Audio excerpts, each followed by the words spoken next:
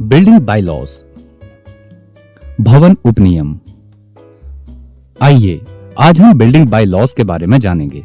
Building bylaws एक ऐसा नियम है जिसे विभिन्न शहरों के टाउन प्लानिंग अथॉरिटी और विकास प्राधिकरण द्वारा बनाया गया है, जिसमें कमरों का न्यूनतम आकार, भवन की ऊंचाई, क्षेत्रफल, खुला स्थान, अग्नि सुरक्षा, भूकंप प्रतिरोधी प्रावधान व अन्य सुरक्षा आवश्यकताओं को सुनिश्चित किया गया है।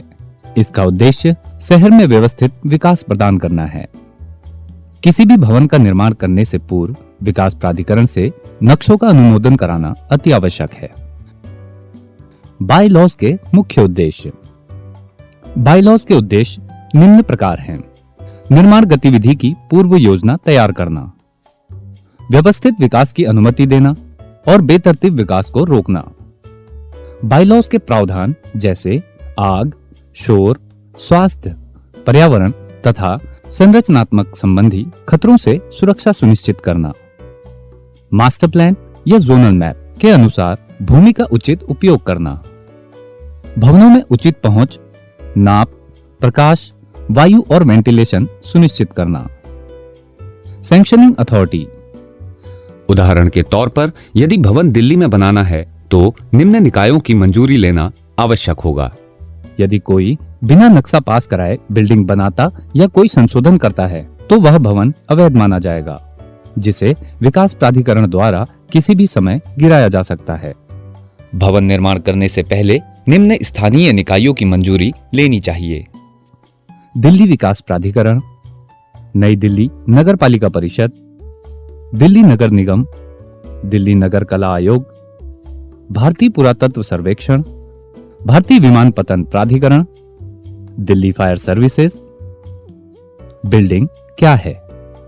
जब कोई ढांचा मानव उपयोग के लिए बनाया जाता है, जिसमें प्लिंथ, वॉल, फर्श, छत, चिमनी, बरामदा, बालकनी आदि का निर्माण होता है, उसे भवन कहा जाता है। भवन के प्रकार। भवनों को उपयोग अनुसार निम्न प्रकार से विभाजित किया गया है: रेजिडेंशियल बिल्डिंग। जो भवन आवासीय प्रयोग के लिए बनाए जाते हैं वे आवासीय भवन कहलाते हैं। इन भवनों में बेडरूम, किचन, डाइनिंग, लिविंग आदि हो सकते हैं। डॉर्मिटोरी, होटल्स, हॉस्टल्स, अपार्टमेंट्स इत्यादि इन श्रेणी में शामिल हैं। Educational building. जिन भवनों में शिक्षा, मनोरंजन, अनुदेश आदि कार्यों के लिए कम से कम 8 घंटे प्रति सप्ताह का समय लिया जाता है, वे भवन इस श्रेणी में आते हैं, जैसे school, college, university, day care आदि। Institutional building. इन भवनों का प्रयोग चिकित्सा व उपचार करने, वृद्ध व्यक्तियों की देखभाल करने व कैदियों के दंड व सुधार कार्य में किया जाता है। इस श्रेणी में हॉस्पिटल, सैनिटोरियम, जेल्स, रिफॉर्मेटरीज आदि शामिल हैं। Assembly building. इसका प्रयोग मनोरंजन, सामाजिक व धार्मिक कार्यक्रम आदि के लिए किया जाता है। इसमें theatre, library, gymnasium, community hall, exhibition hall, public transport terminals आदि शामिल हैं। Mercantile building. इसमें शॉप्स, मार्केट, स्टोर आदि सभी सेवा से जुड़े भवन शामिल हैं। Industrial building. इन भवनों में उत्पादों व सामग्रियों की प्रोसेसिंग और मैन्युफैक्चरिंग की जाती है, जैसे refineries, mills, dairy, factory, food park. Storage building. इन भवनों का प्रयोग वस्तुओं, पदार्थों व माल के भंडारण के लिए किया जाता है, जैसे गैरेज, हैंगर, वेयरहाउस, सिलोस। भवन उपनियम के कुछ जरूरी मापदंड। भवन उपनियमों के तहत निम्नलिखित मापदंडों को ध्यान में रखना आवश्यक है: plinth area, built up area, floor area ratio, ground coverage, setback, भवन की ऊंचाई, फायर प्रावधान, ग्रीन स्पेस, लिफ्ट का प्रावधान, पार्किंग सुविधा, वर्षा जल संचयन, बैरियर मुक्त वातावरण। Plinth area. प्लिंथ एरिया का अर्थ है बेसमेंट या बालकनी सहित किसी भी मंजिल के तल पर मापा गया निर्मित कवर क्षेत्र जिसमें लिफ्ट शाफ्ट की निचली मंजिल और खुले कटआउट क्षेत्रों को छोड़कर मापा गया एरिया। कारपेट एरिया, कालीन क्षेत्र। जैसा कि नाम से पता चलता है, वह स्थान है जहां कोई कालीन बिछा सकता है, अर्थात भवन, अपार्टमेंट में शुद्ध उपयोग योग्य फर्श क्षेत्र। भवनों के कारपेट एरिया में अंदरूनी दीवारों की मोटाई, बिल्डिंग की लॉबी, एलिवेटर्स, सीढ़ियां इत्यादि शामिल नहीं होता है।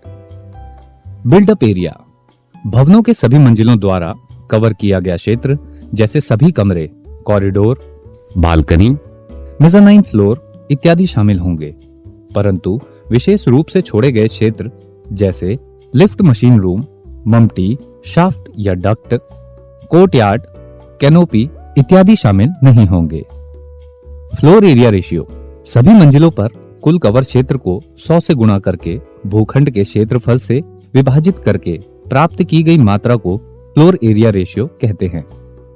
ग्राउंड कवरेज, जमीनी सतह से लगी सभी संरचना जैसे वॉल्स, कॉलम, स्लैब इत्यादि जो स्थान भूमि पर कवर करती है, उसे ग्राउंड कवरेज कहते हैं।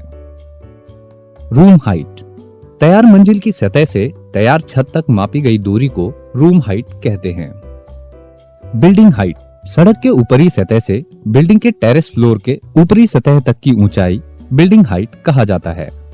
इसमें मम्टी, लिफ्ट मशीन रूम, पैरापेट आदि को शामिल नहीं किया जाता है। सेटबैक, सेटबैक प्लॉट के साइज पर निर्भर करता है। यह बाउंड्री और बिल्डिंग के बीच की खाली जगह होती है तथा इसे इसलिए छोड़ा जाता है ताकि भवन को हवा, रोशनी इत्यादि से सुनिश्चित की जा सके। साथ ही आग लगने पर, इमरजेंसी होने पर इसे काम में लिया जाए। पार्किंग, वाहनों को खड़ा करने के लिए विशेष रूप से निर्धारित क्षेत्र को पार्किंग स्थल कहते हैं। पार्किंग स्थल कई प्रकार के हो सकते हैं, जैसे खुला parking, stilt parking, basement parking, multi level ramp parking और automatic multi level lift parking. विभिन्न सतहों पर पार्किंग के लिए आवश्यक क्षेत्रफल दिए गए बॉक्स में दर्शाए गए हैं। बैरियर फ्री एनवायरनमेंट, अवरोध मुक्त परिसर से तात्पर्य है जिसमें अशक्त व्यक्ति सुरक्षा पूर्वक इधर उधर आ जा सके तथा परिसर में उपलब्ध सुविधाओं का उपयोग कर सके। सभी सार्वजनिक भवनों को सुगम बनाने हेतु भवनों में रैंप, लिफ्ट, सुगम शौचालय इत्यादि का निर्माण किया जाना चाहिए। इसके लिए दीवार के साथ साथ रेलिंग लगाना, प्रवेश द्वार पर पथदर्शी ब्लॉक लगाना, प्रवेश द्वार के समीप 2 कार पार्किंग बनाना और प्रवेश द्वार पर 1:12 की ढलान वाली रैंप बनाना अति आवश्यक है। सुगम्य शौचालय, अशक्त व्यक्तियों के लिए सुगम्य शौचालय का आयाम न्यूनतम 2200 गुणा 2000 मिलीमीटर का होना चाहिए। सुगम्य पार्किंग, अशक्त व्यक्तियों के लिए सुगम्य पार्किंग का आयाम 5000 गुणा 3600 मिलीमीटर का होना चाहिए। धन्यवाद।